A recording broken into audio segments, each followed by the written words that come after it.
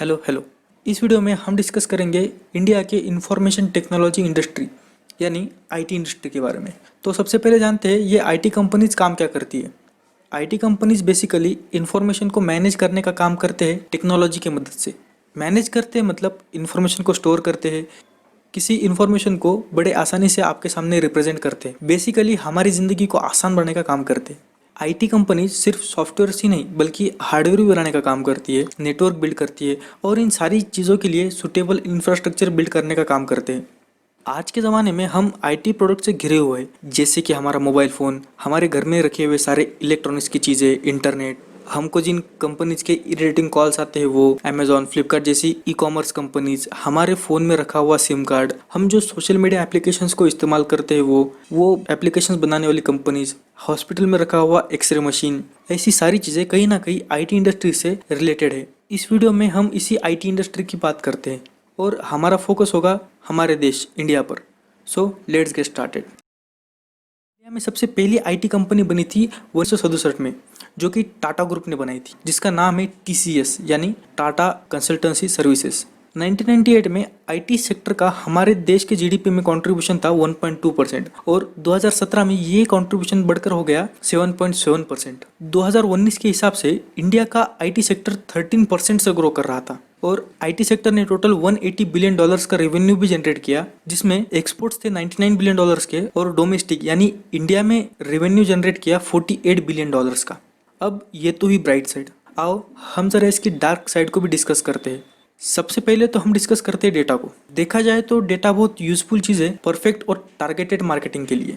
जैसे कि कोई अगर रेफ्रिजरेटर के लिए सर्च करता है तो उसे रेफ्रिजरेटर्स की ऐड दिखेंगी, वो भी ग्रेट डील्स के साथ। अगर कोई स्टूडेंट है तो उसे ऑनलाइन क्लासेस की एड्स दिखेंगी और इन सारी चीज़ों के लिए कंपनीज के पास प्रॉपर एल्गोरिदम्स होते हैं। और डेटा का मतलब आप जो सर्च करते हैं सिर्फ वही नहीं होता, हम लोग जो सोशल मीडिया पर चैट्स करते हैं, सोशल मीडिया पर पोस्ट करते हैं, जैसे कि कुछ कॉन्फिडेंशियल इन्फॉर्मेशन हम शेयर करते हैं, बैंक में जो आप पैसों का लेन देन करते हैं, क्रेडिट कार्ड, डेबिट कार्ड की इन्फॉर्मेशन, ऐसी सारी चीज़ें डेटा में आती है। अब जरा सोच के देखो, अगर आपकी ऐसी इन्फॉर्मेशन लीक हो जाए तो, और ऐसा हिस्ट्री में कई बार हुआ है। इसका एक एग्जाम्पल देखा जाए तो पिछले साल यानी 2019 में एसबीआई, जो हमारे देश का सबसे बड़ी बैंक है, इनका एक सर्वर अनप्रोटेक्टेड था और वहां से लाखों लोगों का डेटा लीक हो गया, जिसमें कई सारी इन्फॉर्मेशन थी जो आप किसी को शेयर करना पसंद नहीं करेंगे, जैसे कि बैंक बैलेंस, मोबाइल नंबर, हमारे रिसेंट ट्रांजैक्शंस और अकाउंट नंबर जैसी इन्फॉर्मेशन लीक हो गई।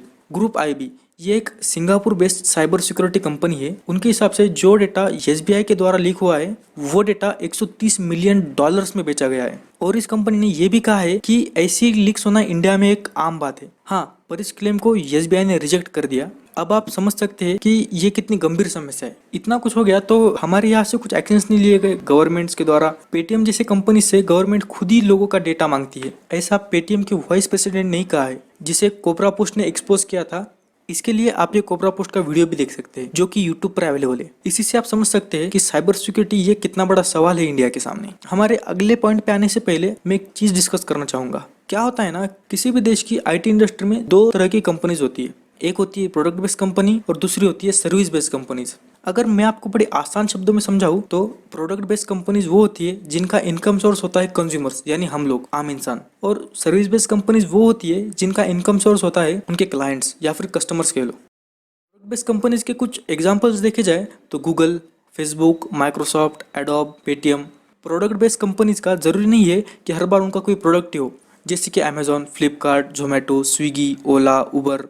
इन कंपनीज के पास ना ही कोई कार्स है, ना ही कोई रेस्टोरेंट्स है और ना ही ये कंपनीज कोई प्रोडक्ट बनाती है, पर फिर भी ये कंपनीज प्रोडक्ट बेस्ड कंपनी है क्योंकि इन कंपनीज का इनकम सोर्स है हम लोग यानी कंज्यूमर्स। और सर्विस बेस्ड कंपनीज ज़्यादातर डिपेंडेंट होती है किसी और कंपनी पर। इसका एक एग्जांपल देखा जाए तो AWS यानी अमेजॉन वेब सर्विसेज।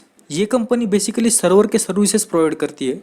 इनके कई सारे क्लाइंट्स में से दो क्लाइंट्स हैं, नेटफ्लिक्स और सुपरसेल। सुपरसेल एक गेम बनाने वाली कंपनी है जिनकी कई सारी गेम्स है, जैसे कि clash of clans, Clash Royale और भी कई सारे गेम्स हैं इनकी। और नेटफ्लिक्स के बारे में तो हम सबको पता ही है। अब आने वाले समय में हो सकता है ये कंपनीज अपने सर्वर के सर्विसेज को AWS से हटा के किसी दूसरे कंपनी में शिफ्ट कर दे या फिर खुद ही अपने सर्वर को बिल्ड करे। अगर ये दोनों कंपनीज ऐसा करती है तो इनके दो बहुत ही बड़े कस्टमर्स चले जाएंगे। अब जरा सोच के देखो, अगर अमेजॉन वेब सर्विसेज के सारे ही कस्टमर्स या फिर क्लाइंट्स अगर ऐसा करेंगे तो AWS का तो दिवाला निकल जाएगा।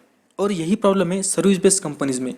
इन्हें कोई दूसरी कंपनी या फिर आर्टिफिशियल इंटेलिजेंस जैसी टेक्नोलॉजी रिप्लेस कर देगी। और यही प्रॉब्लम है इंडिया के IT इंडस्ट्री के साथ भी। हमारे यहाँ ज्यादातर कंपनी सर्विस बेस्ड कंपनीज है, यानी वो ज्यादातर दूसरे कंपनीज पर निर्भर है। हमारे देश की सबसे बड़ी IT कंपनी TCS, ये भी एक सर्विस बेस्ड कंपनी है। हमारे टोटल IT एक्सपोर्ट्स में 65% एक्सपोर्ट्स हम करते हैं USA को।